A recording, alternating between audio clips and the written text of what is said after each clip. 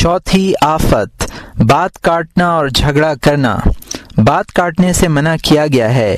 رسول اللہ صلی اللہ علیہ وآلہ وسلم ارشاد فرماتے ہیں، لا تمار اخاک ولا تمازح ولا تعدہ وموعد فتخلف۔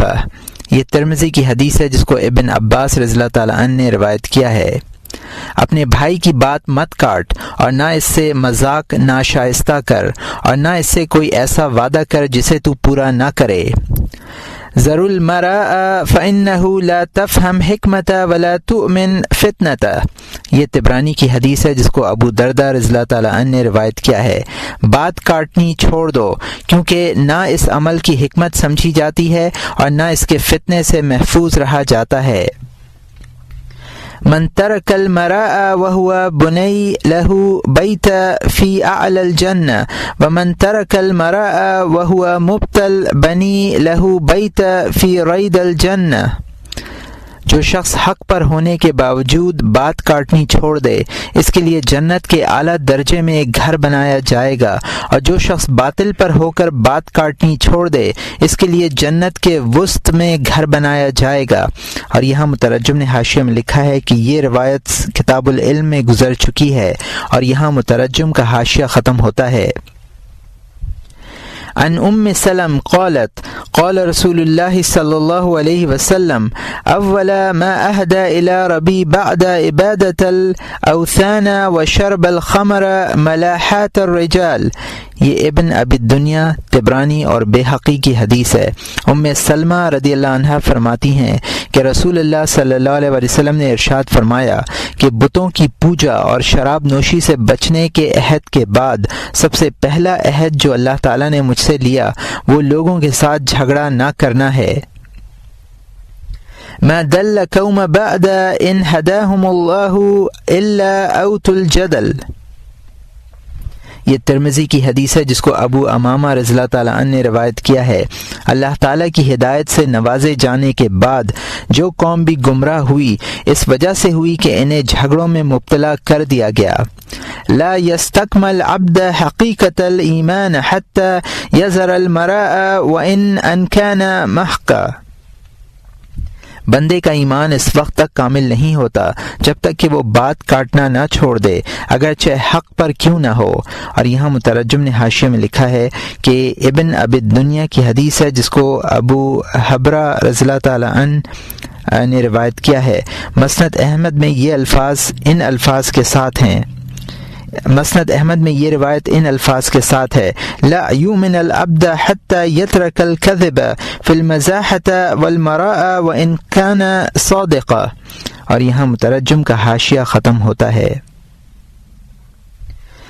ستمن کن فیہ بلغ حقیقت الایمان الصیام فی الصیف وضرب اعداء اللہ بالسیف وتأجیل الصلاة فی اليوم دجن والصبر علی المصیبات واسباغ الوضوء علی المکارہ وترک المراء وهو صادق۔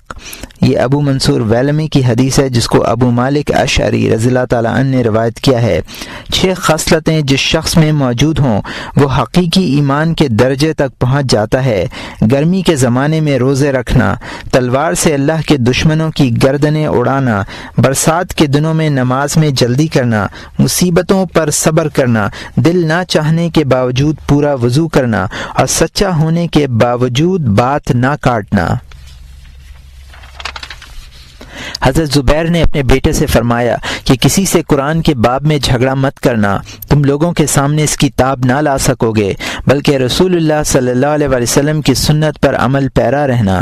حضرت عمر بن عبدالعزیز فرماتے ہیں کہ دینی مسائل میں جھگڑا پیدا کرنے والا شخص ثابت قدم اور مستقل مزاج نہیں ہوتا، وہ اکثر بدلتا رہتا ہے۔ مسلم بن یسار کہتے ہیں کہ قطع کلامی سے بچو، عالم کی جہالت کا لمحہ وہی ہے جس میں وہ کسی کسی دوسرے کی بات کاٹتا ہے اور اسی وقت شیطان اس کی لغزش کا متمنی رہتا ہے۔ یہ بھی کہا گیا ہے کہ ہدایت کی روشنی پانے کے بعد جو قومیں گمراہی میں مبتلا ہوئیں وہ صرف جھگڑوں کی وجہ سے ہوئیں۔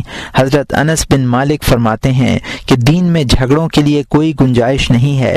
یہ بھی فرمایا کہ بات کاٹنے اور جھگڑا کرنے سے دل سخت ہو جاتا ہے اور سینوں میں کینے کا بیج پڑ جاتا ہے۔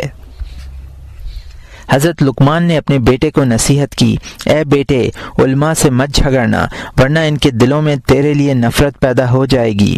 بلال بن سعد کہتے ہیں کہ جب کسی کو خود رائے جھگڑالو اور اپنی بات پر مصر دیکھو تو سمجھ لو کہ اس کے لیے آخرت کا خسارہ مقدر ہو چکا ہے۔ حضرت سفیان ثوری فرماتے ہیں کہ معمولی چیزوں میں بھی اختلاف سے بچو۔ مثلا اگر میں اپنے بھائی سے انار کے ذائقے کے بارے میں جھگڑوں، وہ کہے انار میٹھا ہے، میں کہوں کہ کھٹا ہے، تو یہی بات ہمارے باہمی اختلاف کی بنیاد بن جائے گی اور وہ حاکم وقت کے ہاں میری برائی کرے گا۔ انہوں نے یہ بھی فرمایا کہ تم جس سے چاہے دوستی کے رشتے استوار کر سکتے ہو، لیکن ذرا سا جھگڑا اس دوستی کو خاک میں ملا سکتا ہے اور تمہاری زندگی کا مزہ مقدر کر سکتا ہے۔ ابن ابی لیلہ کہتے ہیں کہ میں اپنے دوستوں سے جھگڑا نہیں کرتا کیونکہ یا تو وہ جھوٹے ٹھہریں گے یا انہیں غصہ آئے گا۔ حضرت ابو درداء فرماتے ہیں کہ ہمیشہ لڑنا جھگڑنا آدمی کے گناہ گار ہونے کے لیے کافی ہے۔ سرکار دو عالم صلی اللہ علیہ وسلم کا ارشاد ہے، تکفیر کلھا رکعتین۔ یہ طبرانی کی حدیث ہے جس کو ابو امامہ رضی اللہ تعالیٰ عنہ نے روایت کیا ہے۔ ہر جھگڑنے والے کا کفارہ 2 رکعتیں ہیں۔ حضرت عمر رضی اللہ تعالیٰ عنہ نے ارشاد فرمایا کہ نہ 3 باتوں کے لیے علم حاصل کرو اور نہ 3 باتوں کی وجہ سے اس کی تحصیل ترک کرو۔ وہ 3 باتیں جن کے لیے علم حاصل نہ کرنا چاہیے یہ ہیں: جھگڑا، بحث، فخر و ریا۔ اور وہ 3 باتیں جن کی وجہ سے تعلیم ترک نہ کرنی چاہیے یہ ہیں: طلب علم میں شرم، علم کے باب میں زہد اور جہالت پر رضامندی۔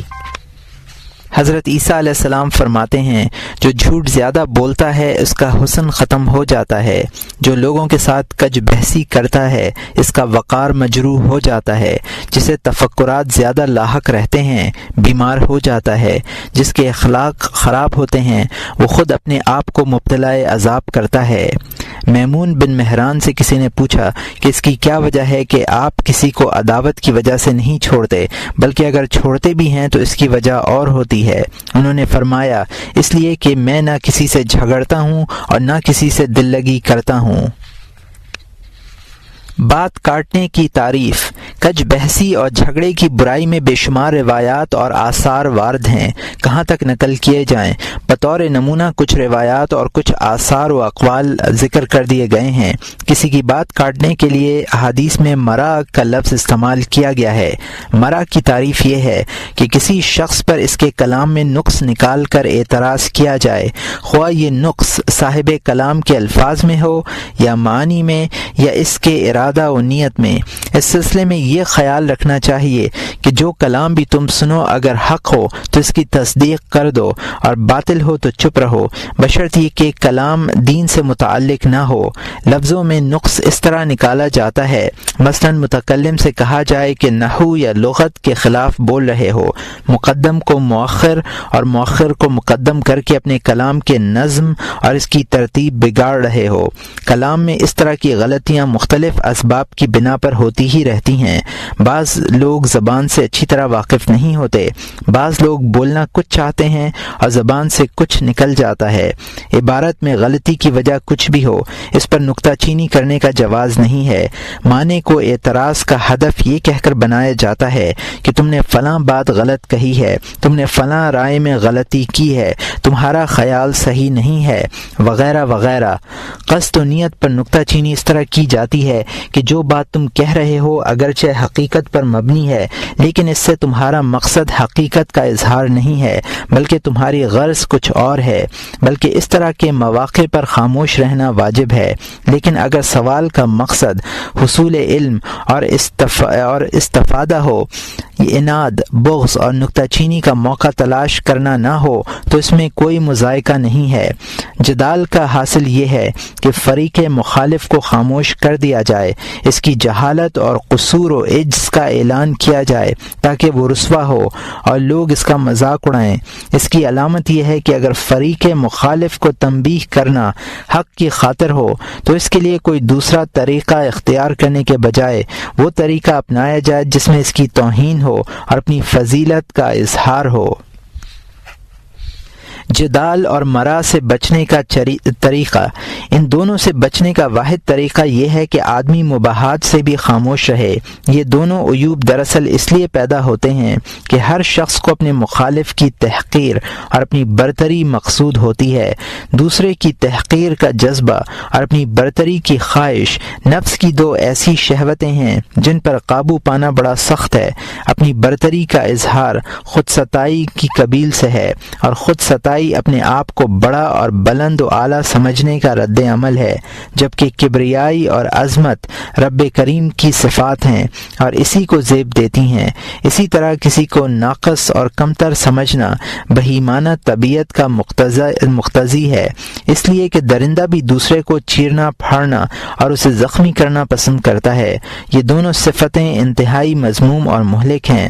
مرا اور جدال سے ان دونوں صفتوں کو تقویت ملتی ہے۔ جو شخص بھی کج بحثی اور نکتہ چینی میں مشغول رہے گا وہ اپنی دونوں تباہ کن صفتوں کو نشو نما پانے کے لیے ان کی مطلوب غذا فراہم کرتا رہے گا۔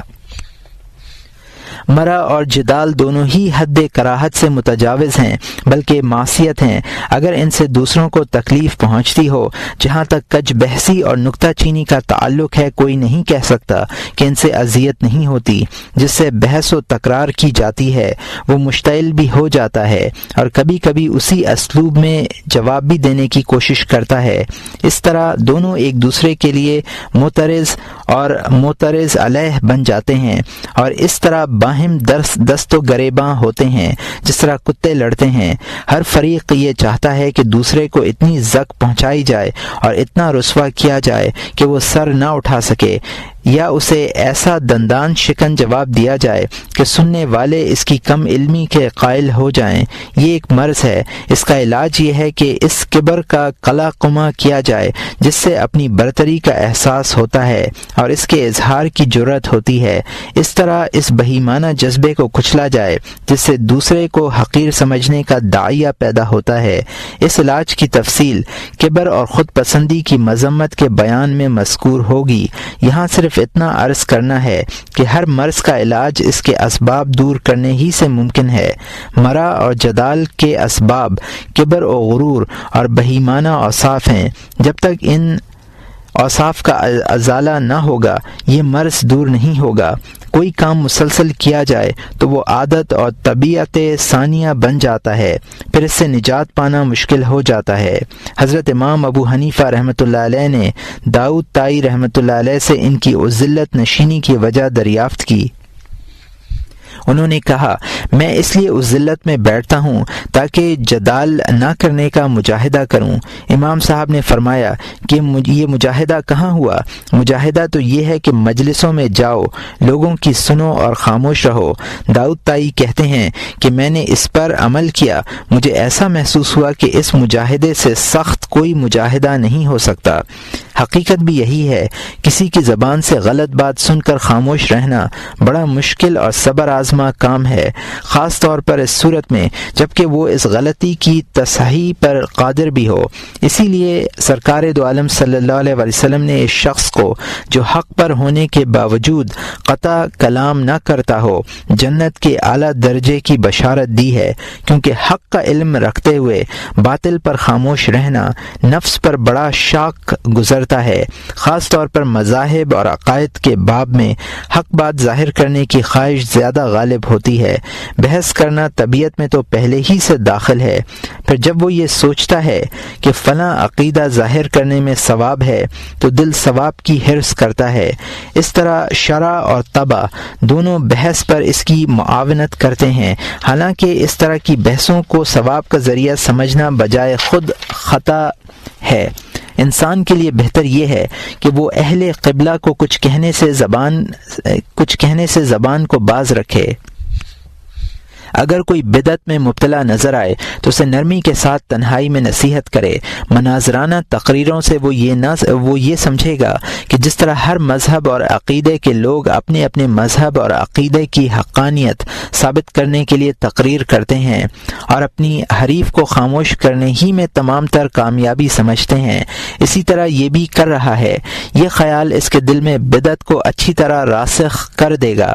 اگر یہ دیکھے کہ نصیحت کا اس کے دل میں اثر نہیں ہو رہا ہے اور یہ کہ اس کے دل میں قبول حق کی کوئی گنجائش باقی نہیں رہی ہے، تو اپنے نفس میں مشغول ہو جائے، اسے اپنے حال پر چھوڑ دے۔ سرکار دو عالم صلی اللہ علیہ وسلم کا ارشاد ہے، رحم اللہ من کفى لسانہ عن اہل القیل الا بحسن ما يقدر علیہ۔ یہ ابن ابی الدنیا کی حدیث ہے جس کو حشام بن عروہ رضی اللہ تعالیٰ عنہ نے روایت کیا ہے۔